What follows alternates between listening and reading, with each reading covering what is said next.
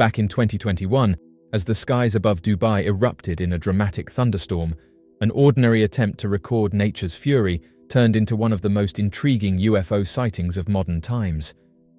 The video, which began as a simple capture of thunder and lightning, revealed something extraordinary when the night sky was illuminated by a flash of lightning. Suspended in the air above the city was a vast, silent, black triangular or pyramid-shaped object. Its edges became visible for a brief moment in the brilliance of the storm, standing in stark contrast to the clouds and the illuminated skyline below. The witness who recorded the video had no idea that their footage would soon become a subject of global discussion.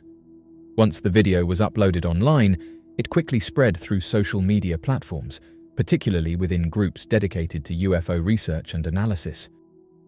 Researchers and enthusiasts alike were struck by the shape and size of the mysterious object. Many pointed out that what was recorded over Dubai matched the descriptions of the infamous black triangles, a type of unidentified craft that has been seen for decades across multiple continents. The black triangle phenomenon is one of the most persistent mysteries in the history of UFO sightings. These objects are typically described as massive, dark, triangular crafts with sharp edges, often seen hovering silently at low altitudes or moving slowly across the sky without making any noise. Eyewitnesses have frequently reported that they appear to defy the laws of conventional aviation, showing no visible means of propulsion and leaving no trails. The Dubai sighting was no exception. The storm provided a natural spotlight, and in that momentary burst of lightning, the enormous dark structure became undeniable to those who studied the footage. What made this particular video stand out was its context. The object was revealed only through the illumination of the lightning, suggesting that it may have been cloaked or camouflaged against the night sky. Once visible, however, it bore all the hallmarks of the black triangles reported worldwide. Its symmetry, size, and ominous silence aligned with decades of eyewitness reports stretching back to the mid-20th century. Since the era of the Second World War, witnesses from different nations have consistently described encounters with similar craft, fueling the mystery of whether these are advanced human-made aircraft or technology originating from elsewhere. One striking aspect of the Dubai footage is how it connects to broader patterns of UFO sightings during storms. Throughout history, there have been multiple accounts of unidentified aerial phenomena appearing during electrical storms or in the aftermath of lightning strikes. Researchers have noted this peculiar correlation and speculated that storms may somehow interact with or even energize these mysterious crafts. Some have suggested that the electrical discharges of lightning could act as a power source, fueling the operation of such advanced technology. In this context, the Dubai sighting appears as part of a larger pattern, reinforcing the theory that lightning and unidentified craft share a strange and unexplained connection. Theories surrounding the black triangles have long divided opinion, even among those who study the phenomenon seriously. Some argue that they represent classified human technology, possibly advanced aircraft developed in secrecy by military powers. Proponents of this view claim that since the Second World War, governments have worked tirelessly on next-generation craft capable of extraordinary feats. The Dubai sighting, with its massive size and mysterious presence above one of the world's most modern cities, could be interpreted as a demonstration of such hidden technology. Others believe that the black triangles are not of human origin at all. Instead, they are seen as evidence of non-human intelligence, visiting or perhaps observing Earth in ways that remain beyond comprehension. The fact that these crafts have been consistently described across decades, cultures, and countries strengthens the belief that they are not tied to one government or one era of technological advancement. The Dubai sighting added another powerful piece of evidence to this growing body of accounts. The silence of the object is particularly important. Conventional aircraft, even those operating at low power, create noise from engines or the displacement of air. The triangular craft above Dubai, like many others described around the world, emitted no such sound. Its presence was betrayed only by the sudden flash of lightning, which revealed its stark outline before the sky returned to darkness. Witnesses noted that this characteristic of silence is one of the defining traits of black triangle sightings, further suggesting that the object recorded was genuine and not a misidentified plane or drone. The reaction to the Dubai video followed a familiar pattern seen in other significant UFO cases. Within hours of being shared online, the footage attracted widespread attention, generating heated discussions and analysis. Many who studied the video frame by frame were convinced of its authenticity, pointing out that the triangular shape was too distinct and too well defined to be an illusion or camera artifact. At the same time, critics attempted to dismiss it as a trick of the light or a misinterpretation of natural shapes in the clouds. Despite such skepticism, the footage continued to circulate, drawing interest from researchers who saw in it confirmation of long-standing reports. What lends additional weight to the Dubai sighting is the city itself. Dubai is known for its ultra-modern skyline, bustling international presence, and constant surveillance. For such a large and distinct object to appear in the skies above such a prominent city suggests that sightings of this nature may be more frequent than commonly acknowledged. The thunderstorm, ironically, may have acted as both a shield and a spotlight, concealing the object in the dark while simultaneously revealing it through lightning strikes. Theories about why the black triangles appear where and when they do remain unresolved. Some researchers believe that storms create conditions that reveal otherwise hidden craft, disrupting cloaking technologies or forcing the objects to become visible. Others argue that the craft are intentionally drawn to storms, perhaps for the energy they release. This has led to speculation that advanced crafts, whether human-made or otherwise, might be capable of harvesting atmospheric energy directly. If true, the Dubai video provides one of the clearest modern examples of this phenomenon in action. Beyond theories of origin and purpose, the psychological impact of the sighting cannot be understated. For many, seeing such a massive and silent object suspended above a city creates a profound sense of unease. The triangular shape, stark and geometric, evokes a feeling of deliberate construction and intelligence. Unlike random lights or fleeting anomalies, the black triangle presents itself as a solid, undeniable structure, a machine designed for a purpose unknown to humanity. The Dubai sighting reinforced this impression, offering a glimpse of technology that seems simultaneously familiar and alien.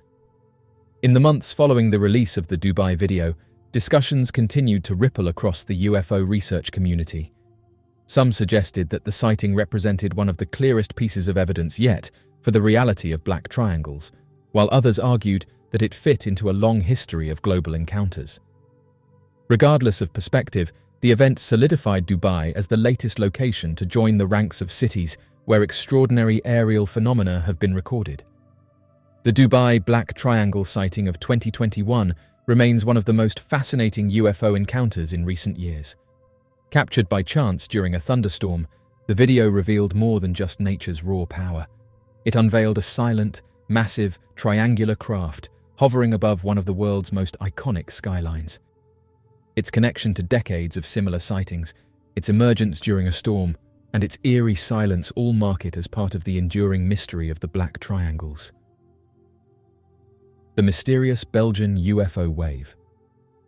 During November 1989 and April 1991, Belgium saw a surge in UFO sightings that stands as one of the most amazing periods in UFO history. Furthermore, more than 2,000 event reports would be generated by the sightings, and the majority of these are inherently highly detailed. Additionally, more than 650 of these accounts were the focus of an inquiry, and 500 of these reports were never explained. The Belgian UFO wave is all about credible reports of unidentified object sightings. In fact, the authorities would be the ones to advocate for such extensive inquiries, and the Belgian government made it quite evident that, even in the face of extremely illogical and odd occurrences, the people of a nation would and did respond with composure and reason. On November 29, 1989, just after 5 in the evening, patrolling police in the town of Eupen would alert their switchboard operator, Albert Kreutz, to the presence of a massive aerial object hovering over a field in front of them. The witnesses who observed the mysterious object described it as being so bright it was lighting up the pitch like a football stadium.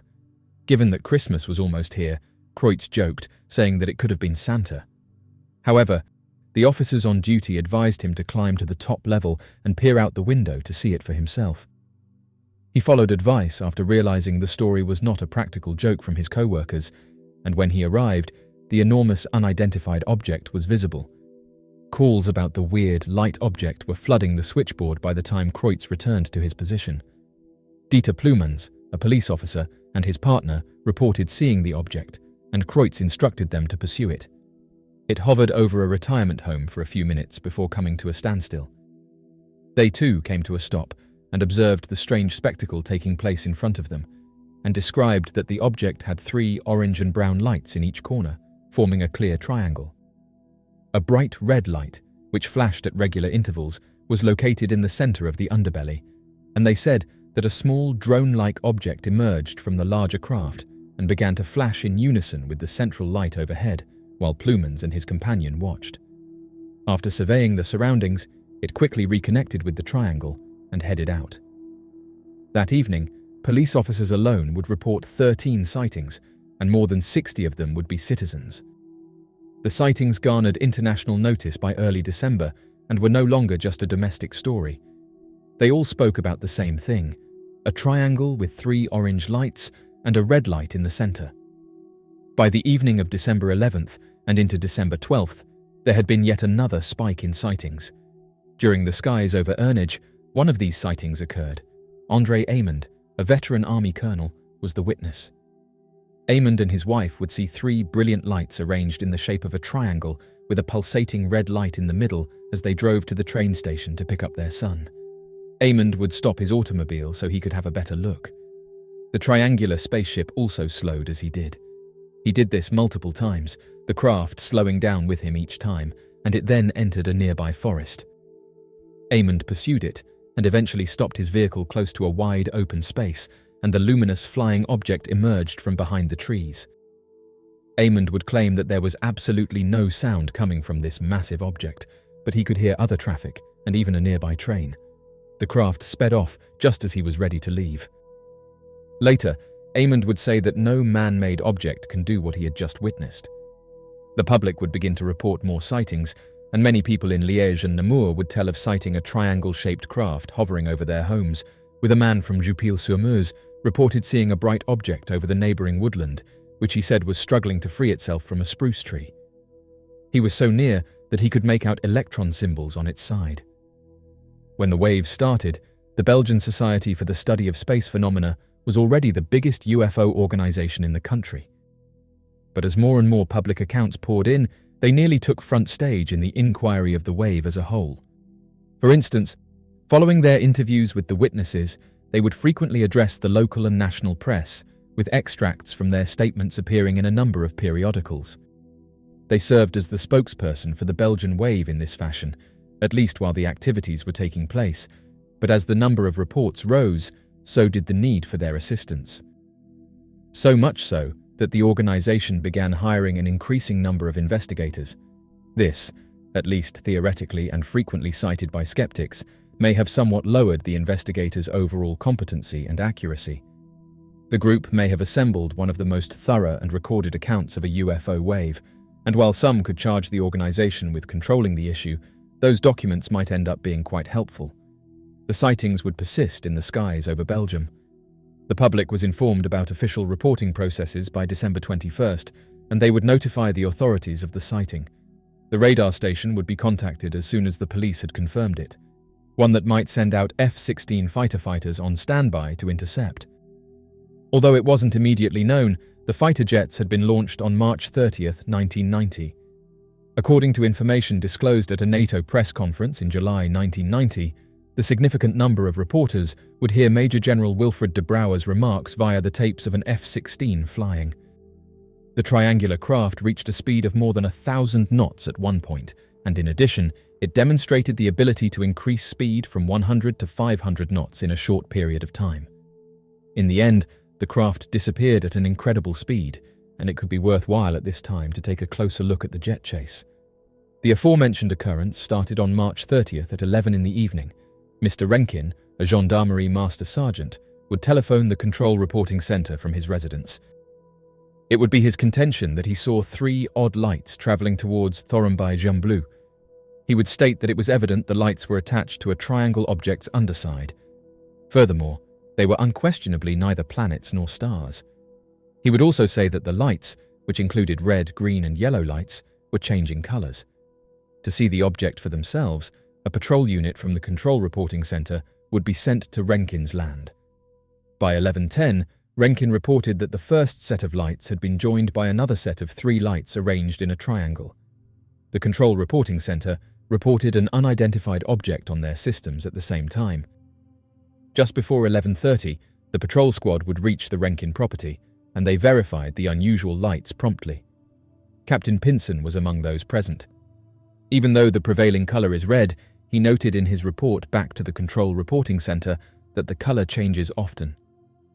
The lights appeared to follow no specific sequence or pattern, yet they would alternate between blue, white, yellow, and green. The control reporting center kept an eye on the odd anomaly on their radar systems as Renkin and the patrol unit kept observing the lights. Just before midnight, the traffic control center reported seeing another confirmed radar detection. The order to send military fighters on an intercept operation was delivered at 11:56. Over the course of the first 7 minutes on March 31st, the F-16 attempted 9 interceptions in all, but on the 3 occasions they were able to lock onto their targets, they would just vanish at the previously noted lightning-fast speed. The witnesses on the ground saw as this happened, and they could still make out the triangular lights, and sometimes they could even make out the F-16s circling the area where the UFOs were hovering. From their vantage point, they saw the larger, brighter triangle rise quickly, hiding some of the lights, but leaving the brightest visible, while the smaller set of lights vanished as the jets neared. The jets kept trying to lock on and intercept the unusual plane for the next 40 minutes or so, but all of them would fall short. The craft had entirely disappeared from the radar screen by 1 in the morning. 5 minutes later, though, there was another sighting reported from the ground in a different area of the city. Pinson would keep tracking the lights from below, and some of the information he would provide is fascinating. Especially, as we will discuss later, when the legitimacy of the Petit Rechin photo is investigated. He would say that the light with the greatest brightness seemed to move in quick, jerky movements. Many arguments were put up in response to the claim that there was noticeable distortion surrounding the lights in the image above. There were no further reports of the unusual object that evening, and by 1:30 in the evening, it seemed to have vanished permanently. That night, Yves Meilbergs was one of the pilots. It seemed possible that Meilberg's tape was exhibiting a magnetic fault because the other F-16 cassettes were also malfunctioning. Years later, Meilbergs would say that he firmly believed there was something in the sky that night. He would go on to cite witnesses on the ground, the control tower's own radar system, and his own confirmation tapes. The reports of sightings would keep coming in thick and fast until late spring of 1991. Then, they would stop as fast as they started, but before they could, a gullible bystander would take what may turn out to be the most significant UFO photo ever. Because of the simultaneous observations of ground witnesses and radar, the jet chase on March 30th and 31st is arguably one of the most fascinating and convincing incidents of the Belgian wave. The fact that the eyewitnesses on the ground were unable to take photos or even record video of the incidents may have been unfortunate. However, the incident happened very quickly, which put them in a difficult situation when it came to reporting what they saw. Nonetheless, it may or may not add a bit more credence to the witnesses' account that they were gendarmes. The incident's comparatively high altitude at which the sighting took place sets it apart from many previous Belgian wave events. Moreover, the very high speeds on exhibit seem to rule out the possibility that the triangular plane was just a mistakenly identified conventional aircraft. This also enables us to rule out the possibility that the lights were celestial bodies. An additional fascinating finding made by researchers concerning the remarkable velocities recorded was the conspicuous absence of sound at velocities that would have undoubtedly breached the sound barrier. Coincidentally, this component of the jet chase has never been addressed, despite numerous hypotheses offered by dubious quarters to account for the sightings. The fact that just one radar ping was detected for the whole triangle of lights may also be intriguing, as it implies that the lights were actually a single, solid object. Skeptics also frequently ignore this other component of the incident. In essence, one of the most significant elements of the wave as a whole seems to have been the aircraft chase in late March, and one that merits more research. Despite the tremendous attention and seeming veracity around the Petit Rechin shot, many have deemed it to be a complete fabrication. And when a hitherto unidentified guy named Patrick M. came forward to acknowledge the photo, It seemed that these charges were true. He would later be identified as Patrick Marichal, who publicly explained to the media how he created the photograph.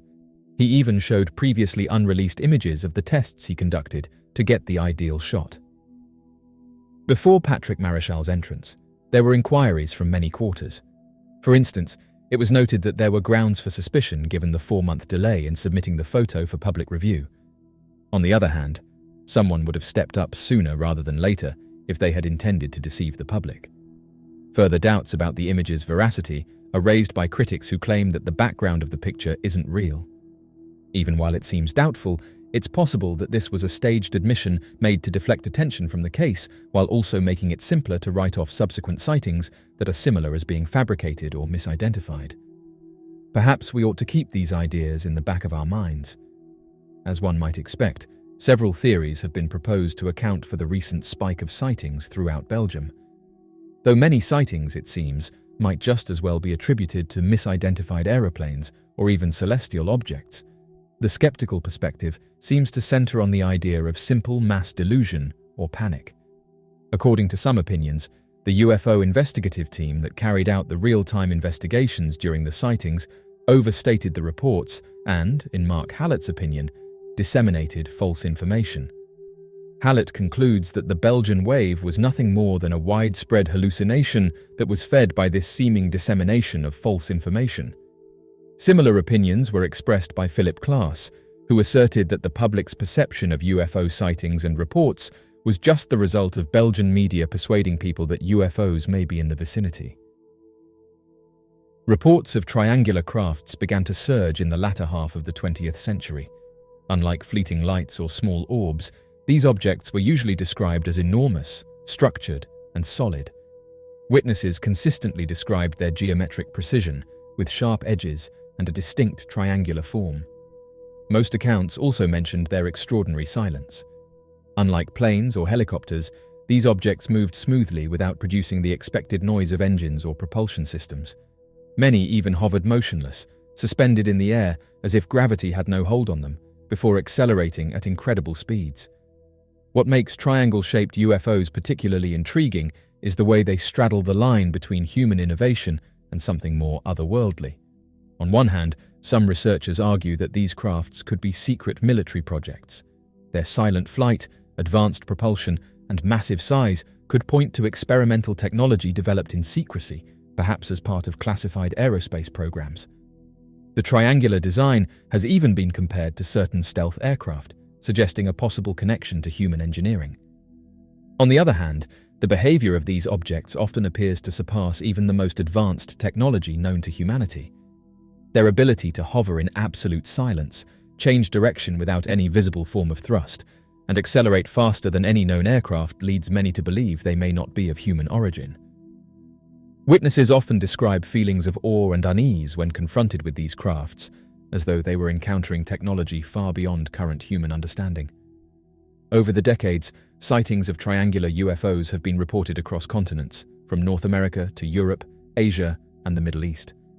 They are often described during nighttime encounters, where their dark outlines are visible against the stars.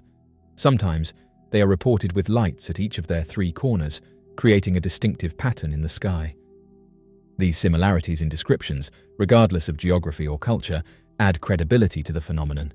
The mystery of triangle-shaped UFOs is further amplified by their frequent appearances over areas of strategic importance. Many sightings occur near military bases, research facilities, or major cities. This has led to speculation that the crafts are intentionally observing human activity or that their presence is somehow tied to our own technological development. Theories even suggest that these crafts could be involved in monitoring humanity's progress or safeguarding against misuse of advanced technologies. Despite the weight of eyewitness reports and the growing number of videos capturing triangular crafts, their true nature remains unknown. Governments and official institutions have largely avoided direct explanations, leaving the field open to speculation and independent research. This silence has only deepened public curiosity, ensuring that the black triangles remain one of the most discussed UFO mysteries in modern times. To this day, the triangular UFO endures as both a symbol and a puzzle. For some, it represents advanced human innovation hidden from public view. For others, it is a sign of contact with intelligences from beyond Earth. The consistency of the sightings, the scale of the objects, and the silence with which they move all contribute to their enigmatic reputation.